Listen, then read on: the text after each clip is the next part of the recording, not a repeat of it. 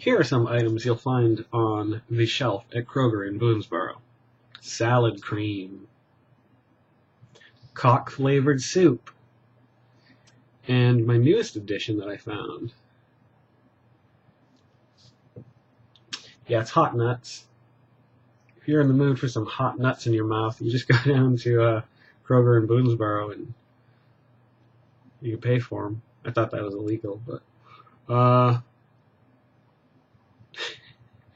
I went to the I went to the Kroger on Old Forest Road, the one that's about 5 minutes from my house. I think it's like on the 19th. They're closing on the 21st, and it was like the zombie apocalypse in there. It was crazy. It was pretty sweet. So I got mentioned in the local news thing today, which I thought was pretty neat, for my Mysticon pictures that I brought. Shan, who kind of runs the art room over there, puts art up, and she had the camera crew come through, and so she kind of showcased just briefly, but it was kind of neat. It's kind of fun to hear. Oh, this is the art of Jason Oliver, blah blah blah. He's from Lynchburg, DDD. He's working on a children's book right now, la la la. You know what I mean? It's kind of fun, but that's not what I'm here to talk about tonight. I'm here to talk about the radio. Not just the radio, I should say the news. Colin Moriarty, who works at IGN over in San Francisco, is a card-carrying Republican. But he's one of the smartest guys, and oddly enough, he's an atheist. So it's kind of strange that he's very, as far as his moral perimeter is, it's very much more towards the middle. Lots of libertarian type things in there, or things in there. Sounds so smart, don't it? But he he made a good point, and this is the reason why I've been listening to a lot more conservative radio, and gritting my teeth and bearing through it, because and most of the stuff I hear on there, first of all, at least half of the stuff I hear on conservative radio is nothing but Obama bashing and just, liberal bashing. That's all I hear. Like, I can literally turn the station and 9 out of 10 times there's going to be someone bashing Obama, Obamacare, or the liberals.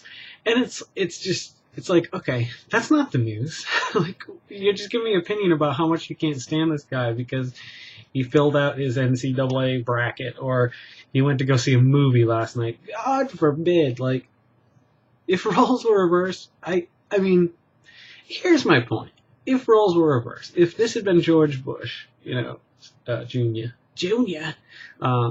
rename the dog Indiana, the liberals and the Democrats would be up in arms as well. Like, they would. Like, the thing that kills me is the double standards. Like, no, I'm always right, so you're always wrong, and you're always the bad guy. And you know what? I don't think that's right at all. Like, I think there's this ultimate power. I don't know if it's our government. I don't know if it's the corporations or banks, or I don't know who it is. Maybe it's one guy. Maybe it's like Walt Disney or something.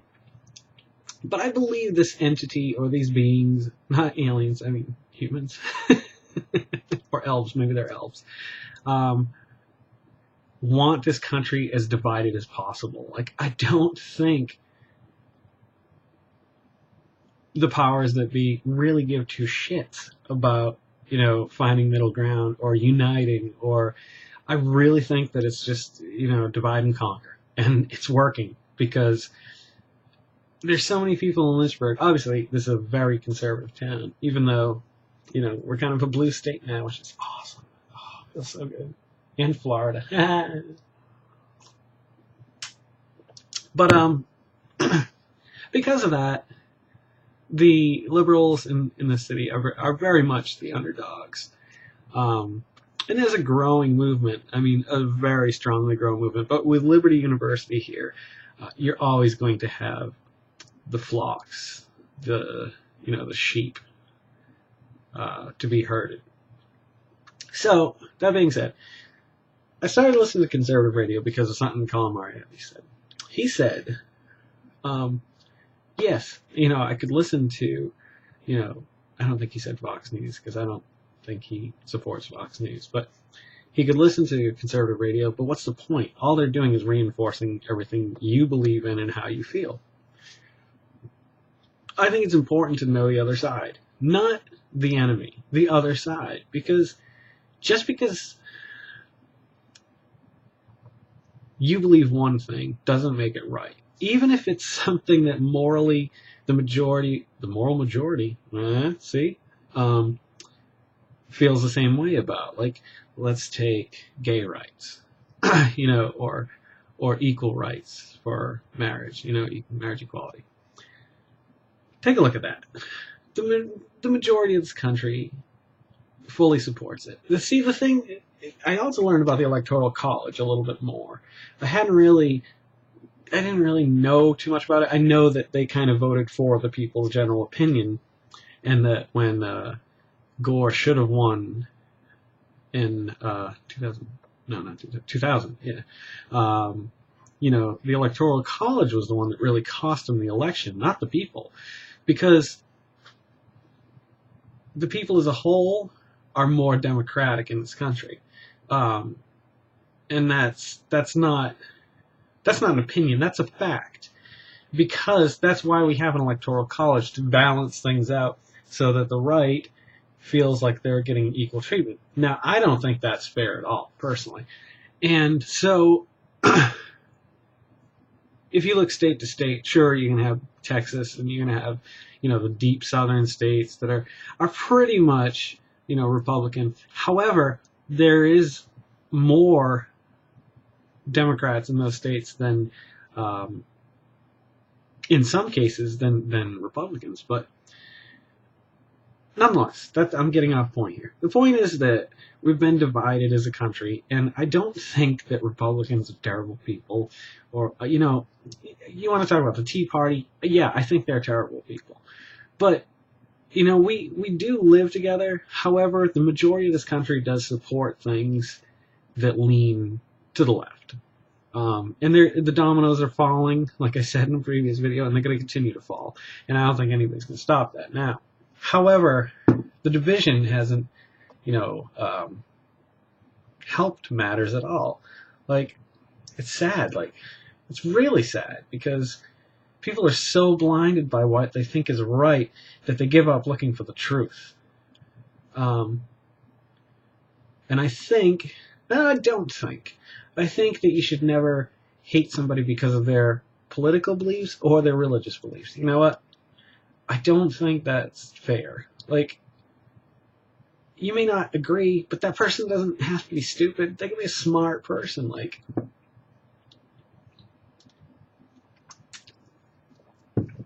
so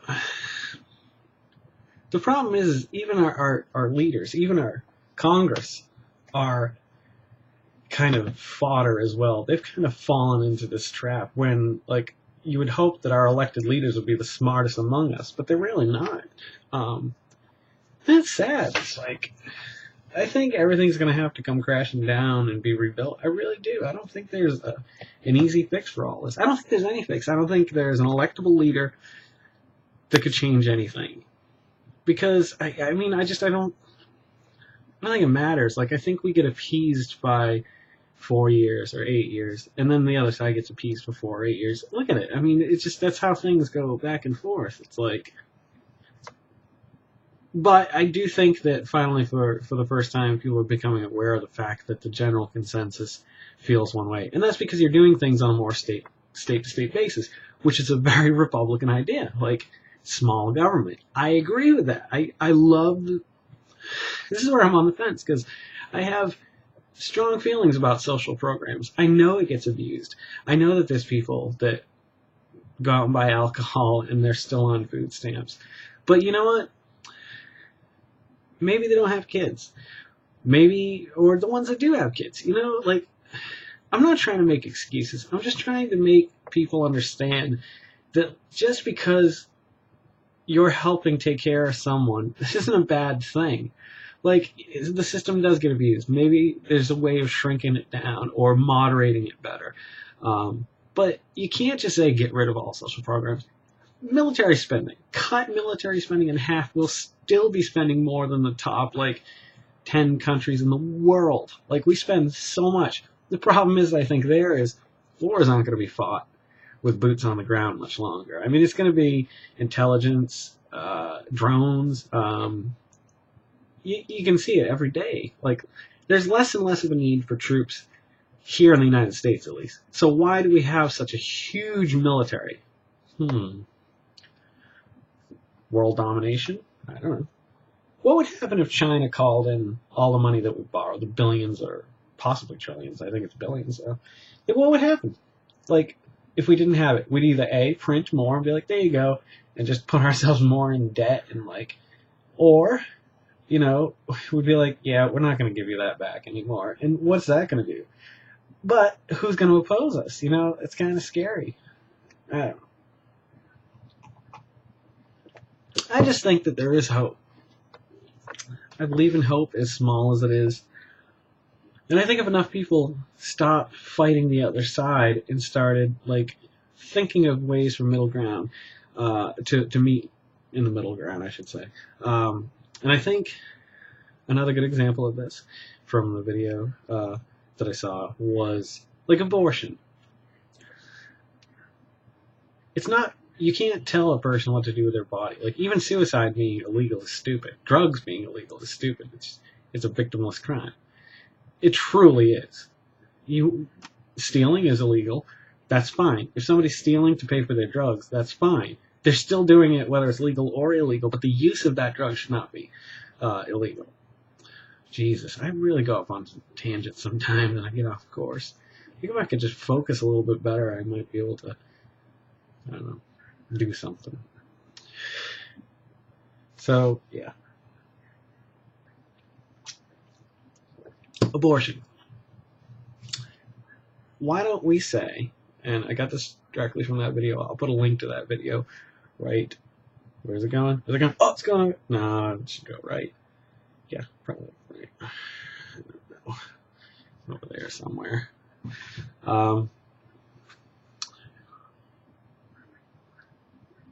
His idea, now this is coming from an atheist, is allow first-term abortion. Maybe you don't know you're pregnant for a month or two. You know what? You never had a choice. You didn't have time. So you have that 3 months. By then, you should know and be able to come up with a decision. After that, if you want to put the baby up for adoption, or if the baby can survive outside you and you want to have some kind of an operation, I'm sure medical advances are going to get there soon enough. You can do that, but you can't kill the baby after the first term. And I think that's middle of the ground, middle of the road. I can't think of a better solution because one side or the other, one side doesn't want it at all because of religious reasons, which should play no factor in anything in government. And the other side, you've got your extremists on the other side that say, oh, right up to, a month before or something. I mean, I read a story once. Oh God, I'm definitely not going to tell you that story. I will bawl. I barely can think about the story without just losing it. It's so bad. But that's an extreme, is when you're aborting a baby that late into, if it can survive outside of the host, you're murdering a baby. And anybody who disagrees with that is just wrong.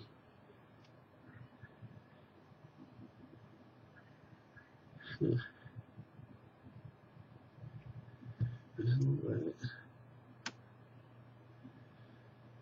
I don't know. Some musician, I don't know. So this has been a fun day. I'm going to wrap this video up now. Woke up about 4:30, 5 o'clock with the worst migraine I've had in 10 years. And went to work tonight. System crashed. I was there late. It's been one of those days. But you know what? I ended on a good note, and I feel like this conversation was interesting enough to put some comments out there. So if you disagree, if you agree, you guys want to say, let me know. All right, but always go make somebody smile. I don't care who it is.